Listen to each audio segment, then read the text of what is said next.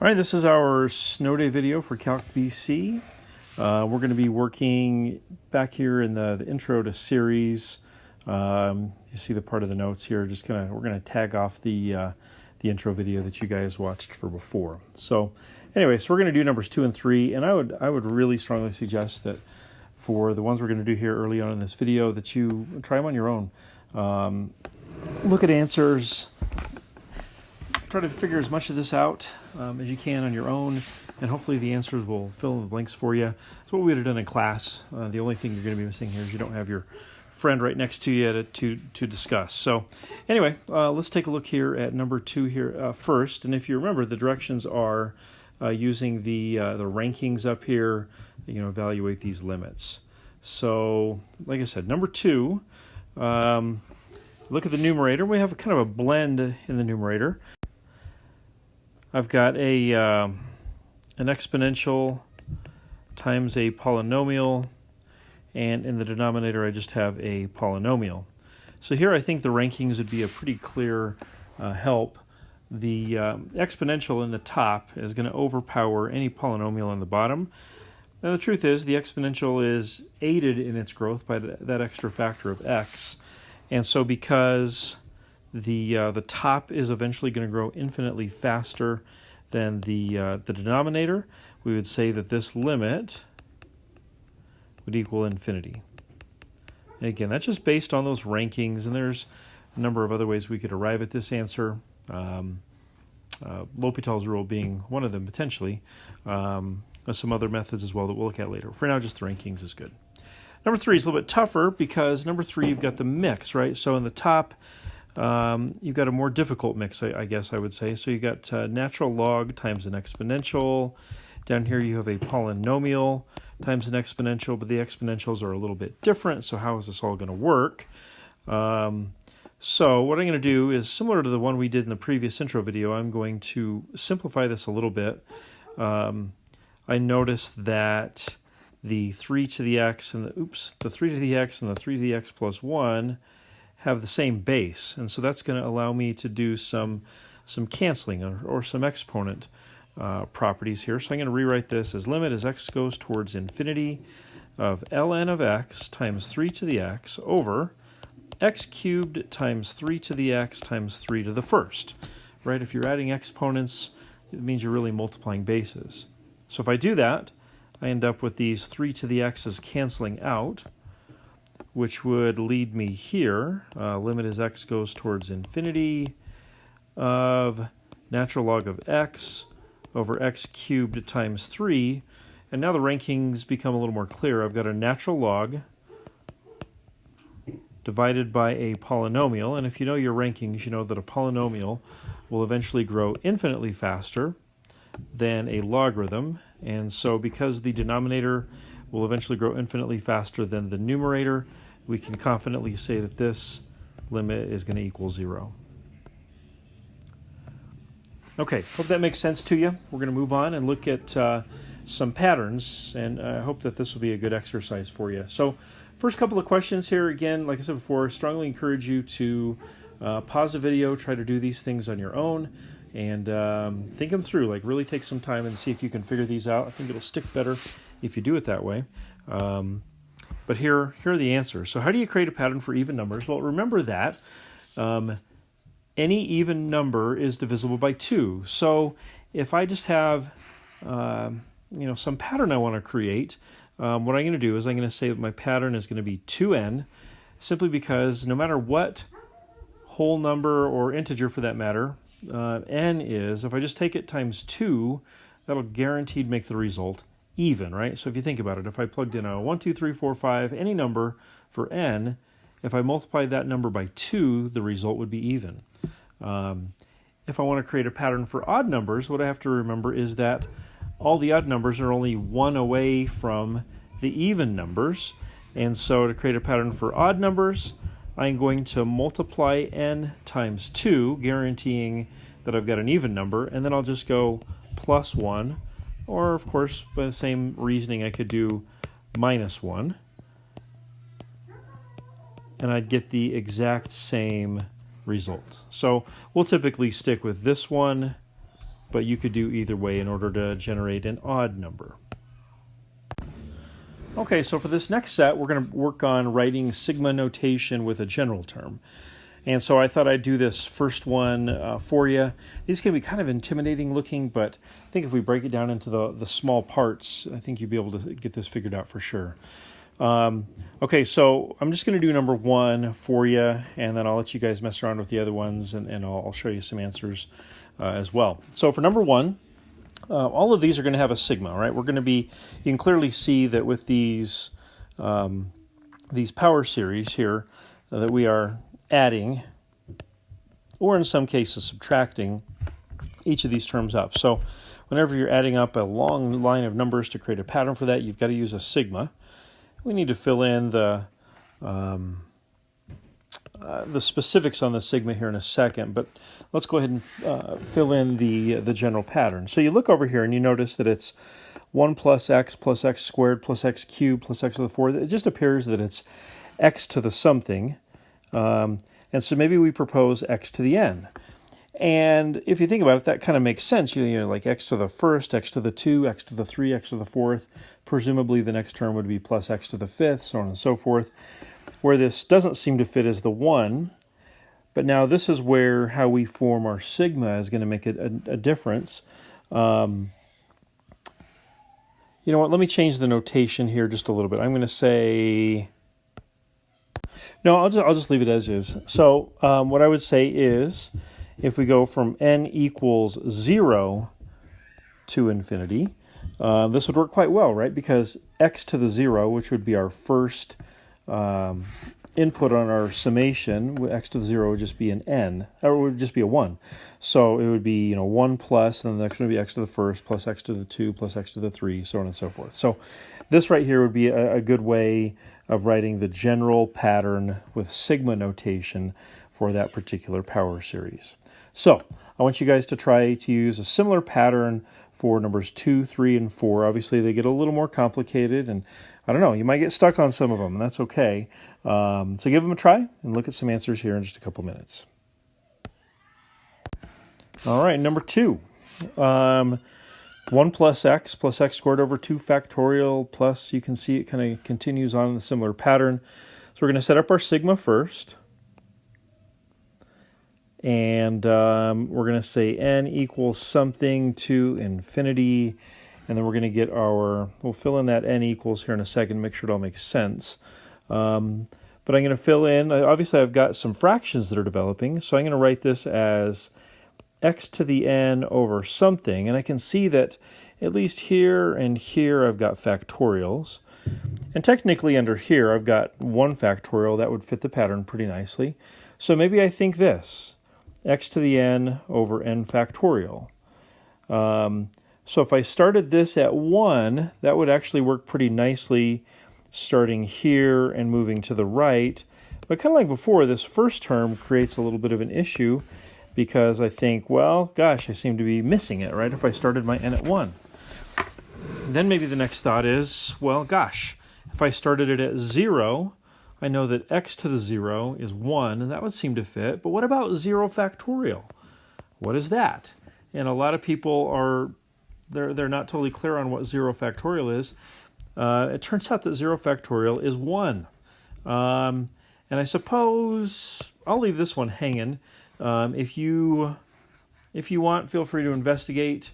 If it makes sense, if it doesn't make sense, check in with me in class tomorrow. I'll be happy to prove to you that 0 factorial actually is 1. So given that, you might have to trust a little bit on that. Hopefully this summation makes sense to you guys for the power series you see off to the left.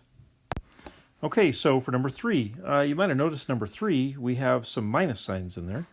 And you might notice that number 3 is really similar to number 1. And so I'm going to start off number 3 real similar to number 1. So sigma from n equals 0 to infinity. And we'll have x to the n, right, because the exponents just go 0, 1, 2, 3, 4, ... So then how is it that we get the pluses and minuses to show up? So we need to create what's called an alternating element. And that alternating element looks like this, or could look like this. There's a number of ways it could look. And what this does is this just makes the signs on the power series go from plus to minus to plus to minus. We want to make sure we get our timing right here. So this n equals 0 is really important. Negative 1 to the 0 is positive 1. And we can see that that would create a positive 1 combined with the x to the 0 first term. And so that would work. There might be some other times when we need to shift the plus minus. We can do that with that exponent of n, but we'll get into that a little bit later. So again, that's an alternating series, alternating power series, and we were able to construct that using that alternating element. Okay, and then number 4. So it gets a little more interesting here. Sigma and n equals something to infinity. You can see once again this is alternating, and so maybe we put in that alternating element right away this time, right? It's kind of like number 3. There's our alternating element, but then the pattern of the exponents and the now factorials are quite different. So I want my exponents to be even. So maybe you remember from a few minutes ago that to create an even pattern, we just need to multiply n by 2, so x to the 2n. And then similarly for the denominator, we want even factorials. This has to be in parentheses. It would be 2n inside parentheses factorial. Now, where does n start? Well, we want that first term to be positive 1. And so if I think about a 0 going in here, I'd get x to the 0 over 0 factorial. We know that that's 1. And then negative 1 to the 0 would also be 1. So I want n to start at 0. All right, and then our last one in this section, once again, sigma from n equals something to infinity, because this just continues on forever and ever. It is an alternating series. So we can see once again that alternating element needs to be in there. And then notice how this is really similar to number 4, except that all the numbers we see are odd instead of even. So this would be x to the 2n plus 1 from that pattern we looked at earlier, divided by quantity 2n plus 1 factorial. And then where does my n start? Well, I want my first term to be an x, positive x specifically. So let's think about n equals 0. If n was 0, the negative 1 to the n would just be 1. And then if I plug in a 0 for the other ends, you can probably see that you'd get x to the first over 1 factorial, and that fits perfectly. So we'd leave that as is. You probably noticed that all of the n's started at 0 with these. It doesn't have to be that way. In fact, we could change these things around significantly and manipulate the 2n and the 2n plus 1 and the n and all those things and still get what we want. Sometimes just making n equals 1 or 2 is going to make the pattern easier. And so we want to be flexible with those. I thought I'd start you off some really basic looking ones for now, just to get you started.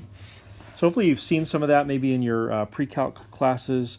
If not, continue to look these over and think about what I've said in the video. And if you still have questions, totally understandable. Certainly let me know, send me an email or ask me another time. Okay, we're going to jump ahead just a little bit to finish off our video. So you remember in the intro video we talked a bit about sequences. So all this ground is ground we've covered in that intro video. And maybe you remember I used the calculator to kind of illustrate those sequences. And so I wanted to give you just a brief intro into series and convergence. We talked about these a little bit with those patterns. A series is different than a sequence in that a series is simply the summation of all the terms in a sequence. So you have a sequence, you turn it into a series simply by adding up all the terms.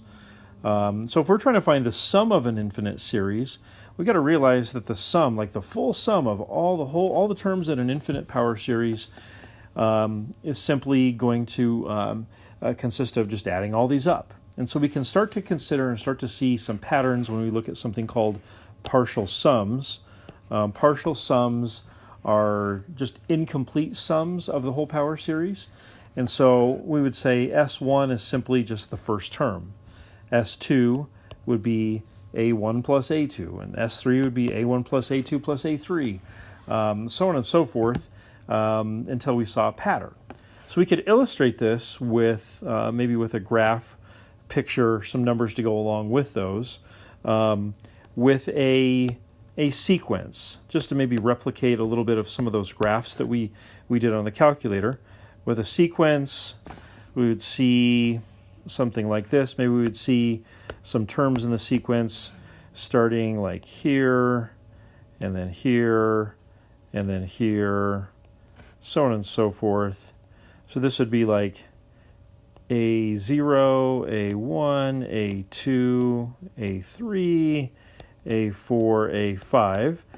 And so we could just list those out in a sequence, or we could say that the partial sum here, so it would be S5, this would go with the degree of the sequence, or the degree of the series, would just be A0 plus A1 plus A2 plus A3 plus A4 plus A5. This would be a partial sum. And maybe this would give us a sense of what's happening with this. So if you continue on, you can kind of see, at least it appears from the graph, that these terms are getting closer and closer to a very specific number. And, I'd say it looks like they're probably heading towards 0. So if that's the case, if these terms really are heading towards 0, then the full summation of the series at least has a chance of existing, at least would have a chance of not being infinity. And we'll talk at great length this whole unit about what defines those chances and what makes a series either converge or diverge, because sometimes it's going to look like a series really converges to a real number, sometimes it's going to look like a series diverges to infinity, and sometimes it's going to be kind of hard to tell the difference between the two. So let me give you an example.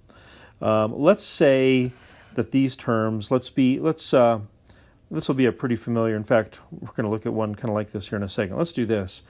Like if I said that these terms were 1 plus 1/2 plus 1/4 plus 1/8 plus 1/16 plus 1/32, you might recognize this from pre-calculus as being a geometric series, where every single term is generated by multiplying the previous one by 1/2.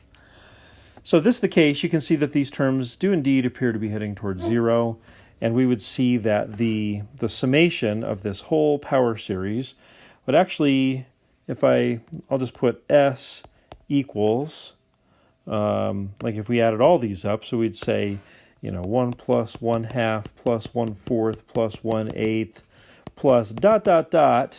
forever, we would actually find that this ends up equaling 2. This power series ends up equaling an actual real number, 2.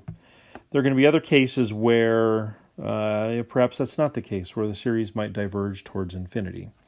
Let me give you one other thing to think about here as we think about the difference between sequences and series, converging or diverging. So let's say, I'll just piggyback off this same graph. Let's say I had a different series. I'll color this blue. And let's say that this power series started up here, and then it went to here, and then to here, and then to here, and then it started to kind of level off like right about here. And let's say that this is, I don't know, I guess if that is 1, let's say that this is 3/4. It could be anything. But notice how the terms of that blue series do not appear to be approaching 0. That's a major issue as far as the full series converging, because if you think about it, maybe this series, I'm just going to make up some numbers here, maybe this blue series starts off with like, as far as the terms go, maybe it's like 1.5 plus 1.2 plus 1 plus 0.98 plus 0.97 plus, I don't know, 0.96, blah, blah, blah, whatever. We can see from the graph that these terms are never going to be heading towards 0. They're actually, looks like they're going to be getting closer and closer to, like 3/4 or something like that. And so at the end, if I think, all right, at the end, it's essentially going to be plus, 0.751 plus 0.7501 plus, there we go, 0.75001 plus ... So kind of in the end, you can think of it as we're just going to add essentially something slightly bigger than 0.75 forever. And so if that's the case, then that blue series would actually diverge. It would head towards infinity because those individual terms of that series are not approaching a value of 0. So even though the blue sequence is approaching that 0.75, that 3/4 number, if we thought about it as a series, because at the end you'd just be adding essentially 3/4 over and over again, the series would actually diverge. So it's important for us to understand that at this point we're going to move away from talking about sequences really for the most part. The BC test is only concerned with the convergence or divergence of a series, which is the sum of all those different terms in a sequence.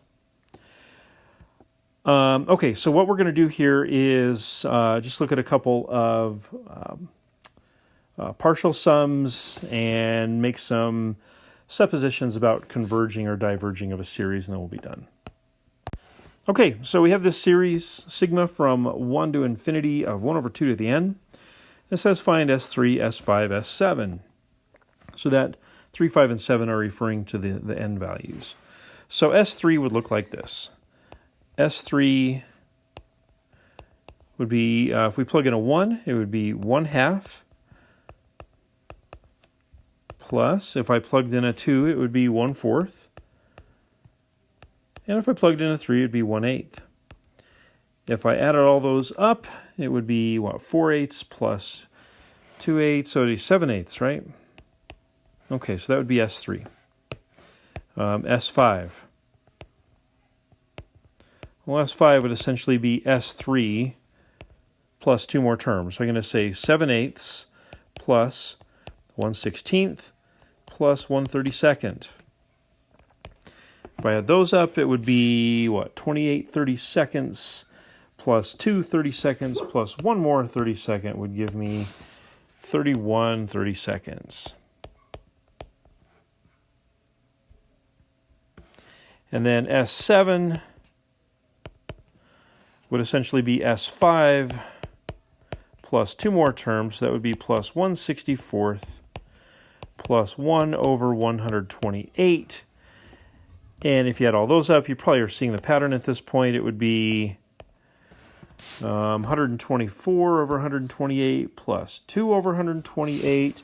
We're going to end up with 127 over 128. So does this series seem to converge or diverge? Well, you can see that 7/8. I don't know. I mean, that one's kind of hard to see. I mean, it's like pretty close to 1, but it's a 1/8 off. It seems like it's pretty far off of 1. And 31 32nds is only 1/32nd away from 1. So I'll put it like this. This is 1/8 away from 1.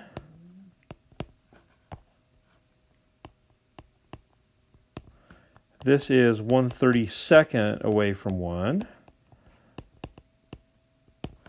And that last one is even closer, right? It's 1 over 128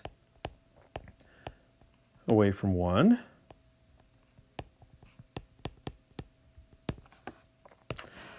And so I would say that this series appears to be heading towards a sum of 1, right? And maybe you can see how the more terms we have, the distance from 1 decreases significantly. And that's pretty, like, looking at these errors is actually pretty important.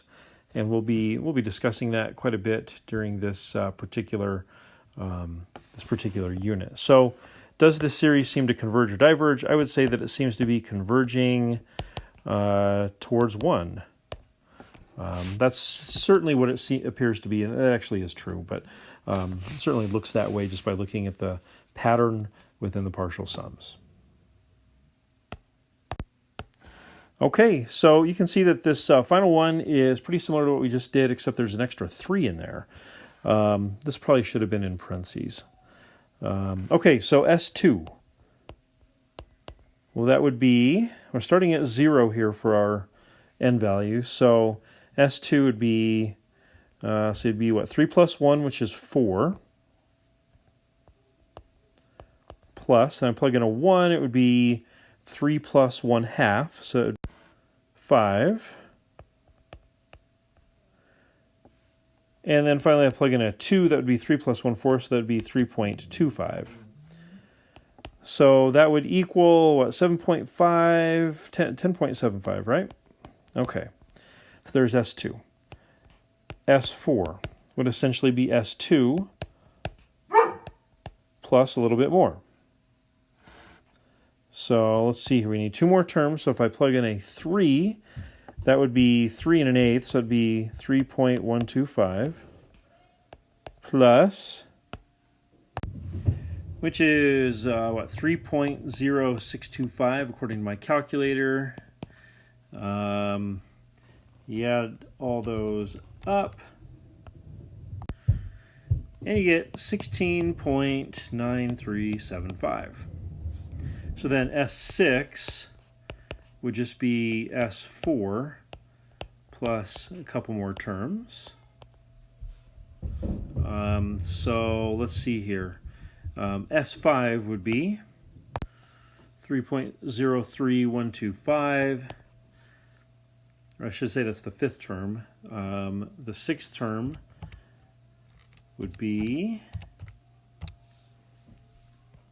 3.015625. And if you add those up, you get 22.441875.